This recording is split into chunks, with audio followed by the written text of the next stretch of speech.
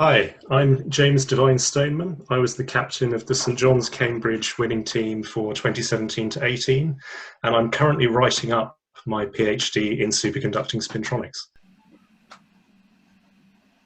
I'm John Clarke Levin. I'm doing a PhD in politics and international studies about foresight and artificial intelligence. I am Matt Hazel, and I studied veterinary medicine. I'm Rosie McShone, and I'm in my final year studying French and German. Well, thank you, St John's, for joining the quiz for NHS. So firstly, I wanted to ask, who's a fan of the show growing up? Oh, definitely me. I watched from about age 11 upwards. It was a thing I always did with my dad. It was our weekly ritual, and as a result of that, I really developed the desire to go on the show. That would be the crowning glory of my university years, whether we won or not. And so I couldn't be happier with how the dream turned out. Of course. And anyone else like a contrasting experience to that? Growing up in America, I never saw this show at all until I was 24.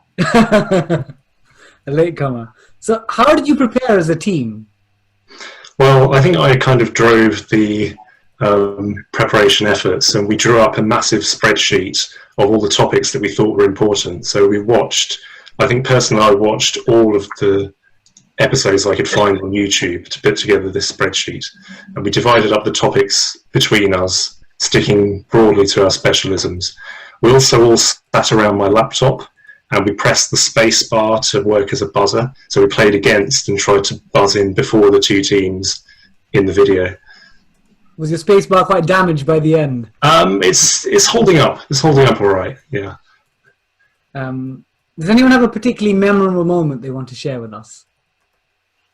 Yes, I wore very comfortable trainers for our first 5 episodes, but finally, for the final, put on some formal shoes and was very pleased that Jeremy Paxman complimented me on them. So that was a gratifying moment. That's high praise indeed. How difficult was it to keep the result of winning a secret for many months? I did very well until maybe about January, February time. So by this time our quarterfinal had aired, but it was still a couple of months to go to the final. And we just found out that the following year's teams had been decided, and unfortunately the St John's team for the following season didn't get on.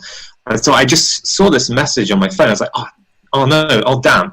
And a good friend of mine was with me, who'd been pestering me about it for months. They're like, oh, what's happened? I was like, John's didn't get on, so they won't be able to defend our title.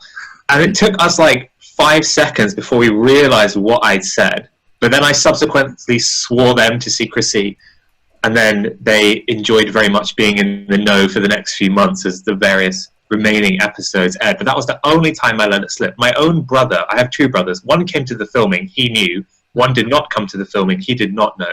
So I did relatively well, apart from that one slip up. Yeah. Well, that was a close shave, actually, almost as close a shave as your isolation hairstyle. Yeah, cutting your hair with kitchen scissors and a face razor is not a good idea. And I didn't think anyone would notice, but then you made me do this thing. So here I am, bearing my all to the world. We appreciate it. So before we do a cool ending, do any of you have sort of any fun facts you learned either along the way or just from your experience? I like interdisciplinary facts. This one combines a little bit of maths and a little bit of geography. Even though Mount Everest is the tallest mountain on Earth, actually Mount Chimborazo in Ecuador is the farthest from the Earth's center, because the Earth is not actually a perfect sphere, but rather an oblate spheroid. So a little fat, and that's why. Thank you, John Clarke. Very nice fact. My one is just very random. Salvador Dali designed the logo for Chupa Chups. They're from Catalonia. Well, that's very cool. That's very cool. I think the only interesting thing I can think of is that there's a bunch of children in Kosovo named Tony Blair because he was deemed a great hero for the British intervention. So that's probably the last place on Earth where they still think broadly positively of the guy. I won't make any political comments on Tony Blair. So we're going to end off by, I'm going to be asking you 4 questions, who's the most likely to, and you have to use one of your cards and put up one of the surnames of someone in your team. So these are questions that you've not heard. Okay, the first one is, who's most likely to be late for a team meeting? 5, 4, 3, 2, 1. Off you go. Impressive. Okay. Question number 2. Who might be the worst at karaoke?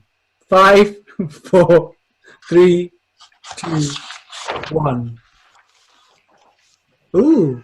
Got a mixed. Okay. To be fair, I haven't heard you sing. Yeah, they've got my number. Well, actually, the periodic table song. The patter song. Oh. That should have been your fun fact. Who's most likely to bring snacks for the team? 5, 4, 3, 2, 1. Oh, okay. Most I think there's a chance of my lucky licorice all sorts when we were filming. and then the final one is, who would be most likely to win Strictly Come Dancing? 5, 4, 3, 2, 1. There you go. Divine Stillman. Okay. Well, I'm sure that if John Clarke, you put your mind to it, you know.